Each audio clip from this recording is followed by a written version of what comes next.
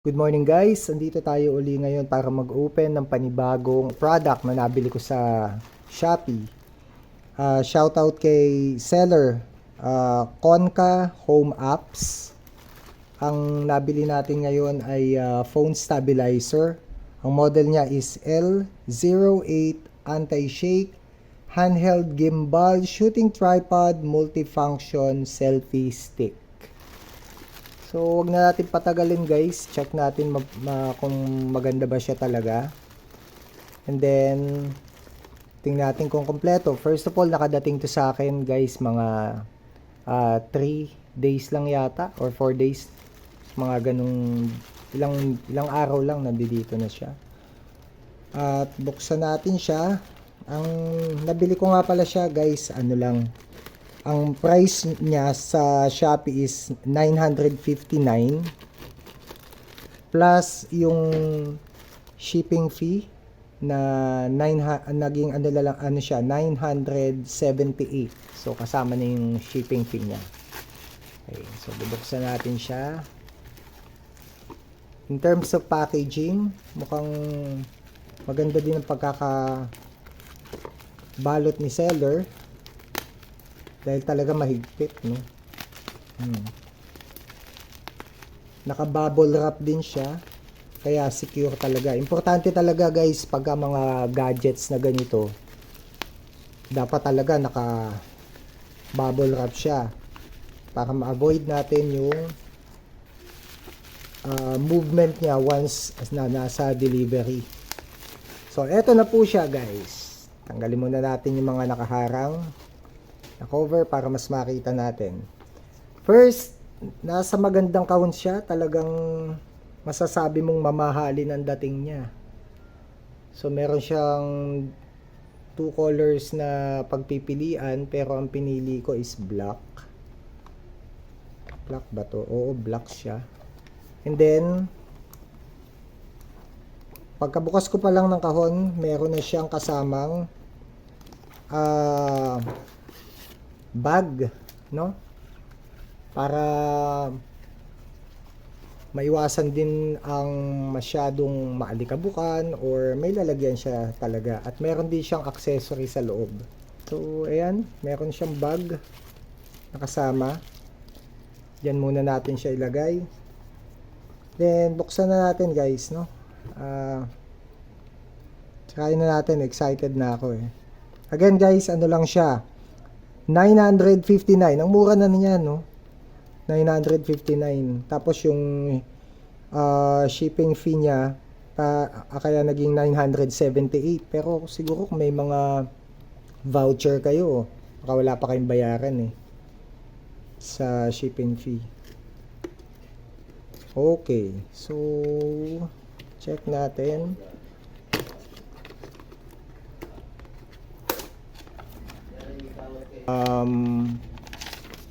Ayan, ito na siya. 'Di ba? O-open natin siya para mas makita natin ng husto yung nasa loob niya. Ayan. So, ito na po siya, guys. At USB pa din siya, guys, pagka china-charge mo. Kasama na siya. At ito na siya. No? Susubukan natin siya sa labas. And then papakita natin yung difference niya kung nagvi-video siya. Ang material niya is, how should I say this? Hard plastic siya eh. Pagka mga hard plastic na ganito guys, ito yung mga polymer na tinatawag, no?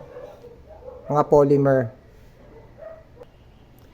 And then yung neck niya, ayan, no, papahabain natin.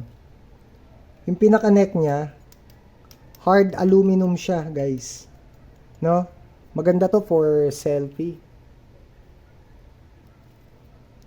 Talagang hindi siya yung pipitsugin na parang ano lang, yung ordinary na neck sa mga selfie stick, no?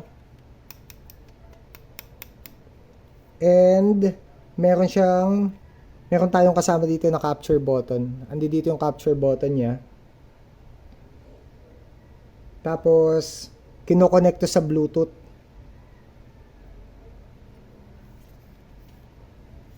So, sana magtagal. Mukhang matibay naman siya eh. At the same time, babalik lang natin. Pwede mo din siyang gamitin na stand, no? Pwede din siyang stand. So, lahat yan, check natin. So, ayan. Pwede siyang stand. Pwede mo siyang stand na ganyan. At the same time, sabi nga, pwede naman pahabain to. Tapos, balik natin for selfie stick mode. Tapos, ito,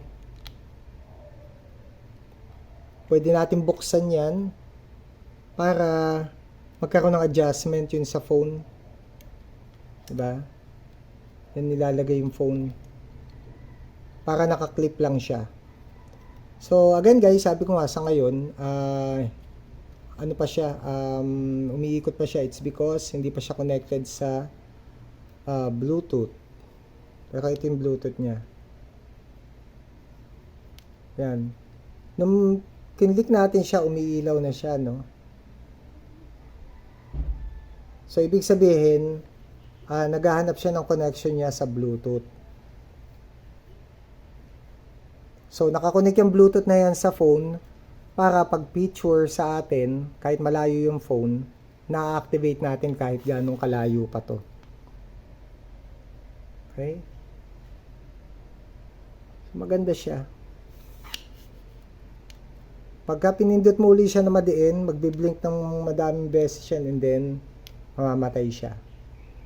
Yun, madi-deactivate yung Bluetooth. So guys, samahan nyo ako at itetest po, susubukan natin kung ganong kaganda talaga to.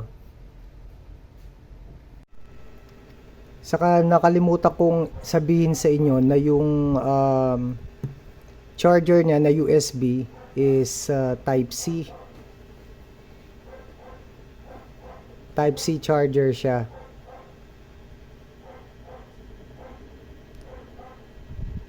Okay, and then meron pa tayo ditong yung remote niya. Pwede itong tanggalin, no? So ito yung pagka naka-tripod ka at malayo yung nakatayo to, for example.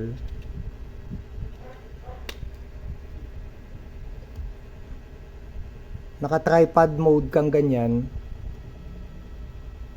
Tapos, gusto mong mag-pic or mag-picture kayo or video, pwede to. Dahil nga remote siya. So, malayuan pwede. May isa sa kinagandahan dito. Ito po yung remote niya na nakalagay din dito. So, nag-ooperate din siya through Bluetooth. Then, ang saksakan by the way ng charger niya, nandito po siya sa may bandang ilalim. Nandito.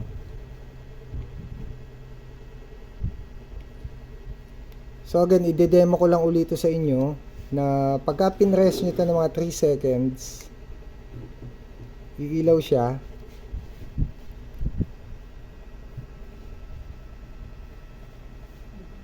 Kulay green. So, ibig sabihin, nag-ooperate na siya. Diba? Ayan. Sumusunod siya sa flow ng gravity. Kaya kahit anong position ang gawin mo sa kanya, ganyan lang siya. Naka-steady lang siya sa ganyang mode.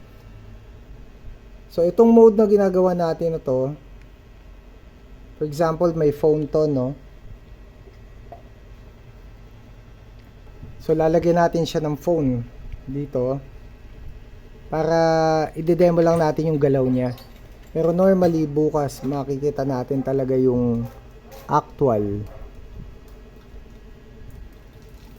So, ito, naka-operate na siya as landscape mode.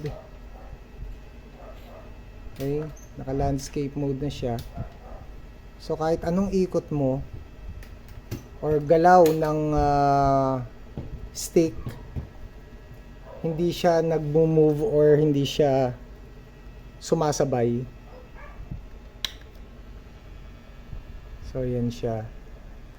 So gagawin natin siyang from landscape mode to portrait mode. Didiretso mo lang siyang ganyan, wait for 3 seconds and then okay na. Pwede na. Ganyan. Okay, so yun mga feature niya. Again, babalik natin siya sa landscape mode. 3 seconds, nandiyan na siya ulit. So yun lang po muna at mamaya po papakita natin sa inyo kung paano po yung actual na video niya. Kung talaga nag-stabilize ba ang phone and walang shake once na ginagamit mo siya. Susubukan natin ngayon kung maayos ba ang video kung sakaling maglalakad ka na gamit to.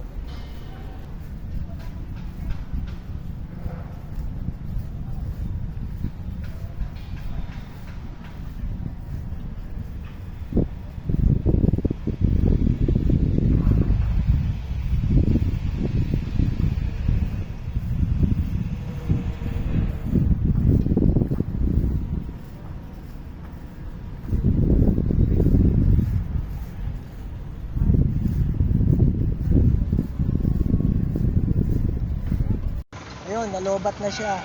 Bali, ang expansion lang ng battery to, ang usage niya, mga 1.5. Binuksan ko to ng mga 8 o'clock. So ngayon it's 9:30. So mga ganun, mga 1.5 hour lang. Kailangan talaga kung magdadala kayo nito at gusto nyo matagalan, magdala kayo ng power bank para sigurado. Okay guys, so nakita natin kanina kung gaano kaganda naman yung background habang nagvi-video tayo, 'di ba? So para dun sa presyo natin na 959, ito na yata pinakamura na nakita ko kasi usually ito mga 1,000 plus to talaga, 'di ba? So ngayon 959 nga yung binili ko and then pagka may kasamang shipping fee 978. So ganun na nakuha ko kanina. Yun nga lang, comment ko nga kanina is mabilis siya talagang malobat. Umabot lang siya ng 1.5 hour kung gagamitin mo sa labas. So, kailangan mo talaga magbaon ng power bank kung talagang pangmatagalan ang gusto mo. Hindi masyadong, yun lang comment ko dito sa phone stabilizer or anti-shake na ano natin, na product na binili sa Shopee. So, ngayon i-charge natin siya. Ito yung Type-C. At ang charger niya, opposite side lang nung power button niya. So, andi dito siya sa kabila. Diba? Andi dito siya. Yan. Charge natin. Makapapansin natin sa opposite side niya, makikita niyo may red. No? Ito. So, yan na mag-indicate na naka-charge na siya. At mamaya, since nasubukan ko na to, mawawala yung red na yan. Ibig sabihin, full na siya. So, yun lang guys. Kung may mga question kayo about dito sa phone stabilizer natin, you may ask some comment para bago ninyo bilhin. Makatulong naman ako sa inyo sa pagsagot ng mga ibang mga questions ninyo. 'Di ba? Bago kayo bumili. So far, wala na akong masasabi dito, basta satisfied na din ako dito. Kung sa presyuhan lang dating at sa usage, maganda siya talaga guys. Bumili kayo ng ganito. Magagamit nyo lalo na yung mga vlogger. So, comment lang po, subscribe, like, and share. Push nyo na din po yung bell button para po updated po kayo sa mga susunod ko pang video.